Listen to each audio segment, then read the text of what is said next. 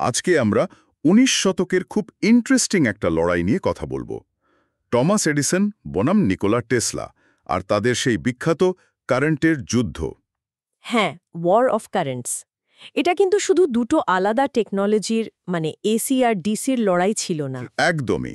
এর পেছনে ছিল উদ্ভাবন, ছিল ব্যবসায়িক প্রতিযোগিতা আর অবশ্যই দুটো বিরাট ব্যক্তিত্বের সংঘাত।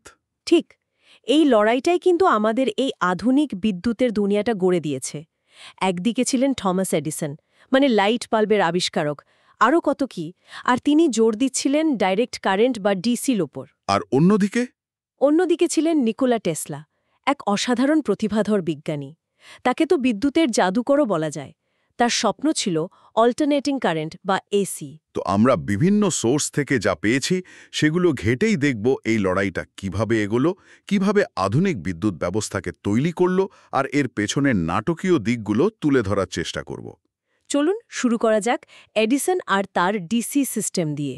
হ্যাঁ, এডিসন তো যাকে বলে লেজেন্ডারি ইনভেন্টর, হাজারেরও বেশি প্যাটেন্ট। হ্যাঁ, প্রায় 1093টা প্যাটেন্ট তার নামে। ভাবা যায়। নিউ ইয়র্কে তার প্রথম বিদ্যুৎ ডিস্ট্রিবিউশন সিস্টেমটাও তো ডিসির উপরেই ছিল। কিন্তু এই ডিসি সিস্টেমের লিমিটেশনটা ঠিক কোথায় ছিল? অসুবিধাটা কি হচ্ছিল? দেখুন, ডিসি বা ডাইরেক্ট কারেন্টের সমস্যা হলো বিদ্যুৎটা শুধু একদিকেই বয়, মানে কারেন্ট ফ্লো একদিকে। আচ্ছা। কাছাকাছি ব্যবহারের জন্য ধরুন একটা পাড়ায় বা কয়েকটা বাড়িতে আলো জ্বালানোর জন্য ঠিক ছিল। এডিসনের শুরুটাও তো সেভাবেই। কিন্তু সমস্যাটা হতো দূরে বিদ্যুৎ পাঠাতে গেলে তারে অনেকটা ভোল্টেজ ড্রপ করত, মানে ভোল্টেজ কমে আসত আর প্রচুর এনার্জি লস হতো। ও আচ্ছা, দূরে পাঠাতে গেলে অদক্ষ ছিল সিস্টেমটা। একদম।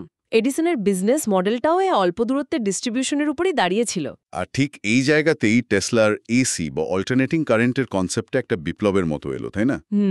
উনি ভাবলেন দূরে বিদ্যুৎ পাঠানোর সমাধানটা এর মধ্যেই আছে। ঠিক ধরেছেন। এসি সিস্টেমে কারেন্টের ফ্লোটা মানে ডিরেকশনটা একটা নির্দিষ্ট সময় পরপর পাল্টায়। আচ্ছা, আগে পিছে হয়। হ্যাঁ, অনেকটা সেরকম।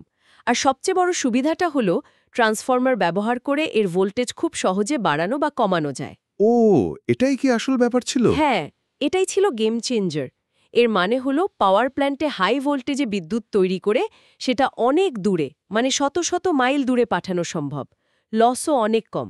আর যেখানে ব্যবহার হবে সেখানে আবার ট্রান্সফর্মার দিয়ে ভোল্টেজ কমিয়ে নিরাপদ লেভেলে নিয়ে আসা যায়। এটা শুধু অনেক বেশি এফিশিয়েন্টই ছিল না, খরচও বাঁচাতো অনেক। আর টেসলা তো একা ছিলেন না। না, উনি পরে জর্জ ওয়েস্টিংহাউসের সাথে যুক্ত হন। ওয়েস্টিংহাউস টেসলার প্যাটেন্ট কিনে নেন এবং দুজনে মিলে এসি প্রযুক্তিকে বাস্তবে রূপ দিতে উঠে পড়ে লাগেন। আর এখান থেকেই তাহলে শুরু হলো সেই কুখ্যাত কারেন্টের যুদ্ধ। এডিসন তো তার এতদিনের ডিসি সাম্রাজ্যকে চ্যালেঞ্জ হতে দেবেন না সহজে। মোটেই না। এডিসন একেবারে মরিয়া হয়ে উঠেছিলেন তার সিস্টেমকে বাঁচাতে। উনি এসি সিস্টেমকে বিপজ্জনক প্রমাণ করার জন্য রীতিমতো নেগেটিভ ক্যাম্পেইন শুরু করলেন। কিরকম ক্যাম্পেইন? গুজব ছড়ানো হলো যে এসি কানেকশন নেওয়া মানেই ভয়ঙ্কর বিপদ। এমনকি লোকে বলতে শুরু করল ঘরে এসি আনলে 6 মাসের মধ্যে মৃত্যু নিশ্চিত। এসব আর কি। বলেন কি, এত ভয়ঙ্কর গুজব? আর ওই যে শোনা যায় উনি নাকি জীব-জন্তুদের ওপর পরীক্ষা করে দেখাতেন। হ্যাঁ, সেটাও একটা অন্ধকার দিক। প্রচারণার জন্য উনি প্রকাশ্যে পশুদের মানে কুকুর, বিড়াল, এমনকি ঘোড়াকেও এসি কারেন্টের শক দিয়ে মেরে দেখাতেন যে এটা কত ভয়ঙ্কর।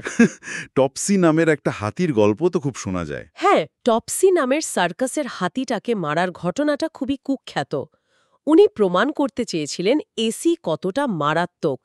এর চেয়েও ভয়ঙ্কর কাজ ছিল নিউ ইয়র্কের প্রথম ইলেকট্রিক চেয়ারটা। ইলেকট্রিক চেয়ার মৃত্যুদণ্ডের জন্য? হ্যাঁ, এডিসন নিজে কিন্তু সরাসরি যুক্ত ছিলেন না, তবে তার লোকজন এটা নিশ্চিত করেছিল যেন প্রথম ইলেকট্রিক চেয়ারে এসি কারেন্ট ব্যবহার হয়। উদ্দেশ্য ছিল একটাই। কি উদ্দেশ্য? মানুষের মনে এসি মানেই মৃত্যুদণ্ড দেওয়ার কারেন্ট, এই ভয়টা ঢুকিয়ে দেওয়া। সাংঘাতিক, ভাবা যায় না। কিন্তু এত কিছুর পরেও তো আমরা জানি যে শেষ পর্যন্ত এসি সিস্টেমই জিতেছে। টেকনোলজির সুবিধাগুলো কি এতটাই বেশি ছিল যে এই প্রচারণাও আটকাতে পারল না? হ্যাঁ, টেকনিক্যালি এসি অনেক এগিয়ে ছিল। আর দুটো বড় ঘটনা এই যুদ্ধের মোড় একেবারে ঘুরিয়ে দেয়। কি সেই ঘটনা? প্রথমটা হল 1893 সালের শিকাগো ওয়ার্ল্ডস ফেয়ার, মানে কলম্বিয়ান এক্সপোজিশন। টেসলা আর ওয়েস্টিংহাউস এই বিশাল মেলার পুরো আলোকসজ্জার কন্ট্রাক্টটা পান। ও আচ্ছা। এবং তারা সফলভাবে পুরো মেলাটা এসি সিস্টেমে আলোকিত করে দেখান। লক্ষ লক্ষ মানুষ দেখল যে এসি নিরাপদ আর দারুণ কাজের। এটা ছিল বিরাট একটা পাবলিসিটি। বিশাল ব্যাপার নিশ্চয়ই।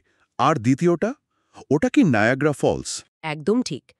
নায়াগ্রা জলপ্রপাতে পৃথিবীর প্রথম বড় আকারের হাইড্রো ইলেকট্রিক পাওয়ার প্ল্যান্ট বানানোর কন্ট্রাক্ট পায় ওয়েস্টিংহাউসের কোম্পানি। আর সেটাও তৈরি হয় টেসলার এসি প্রযুক্তি ব্যবহার করে। এটাই কি তাহলে ফাইনাল বিজয় ছিল এসির? বলা যেতে পারে এই নায়াগ্রা প্রজেক্টটা শুধু আমেরিকায় নয়, সারা পৃথিবীতেই এসিকে স্ট্যান্ডার্ড হিসাবে প্রতিষ্ঠা করে দেয়। মজার ব্যাপার কি জানেন? কি?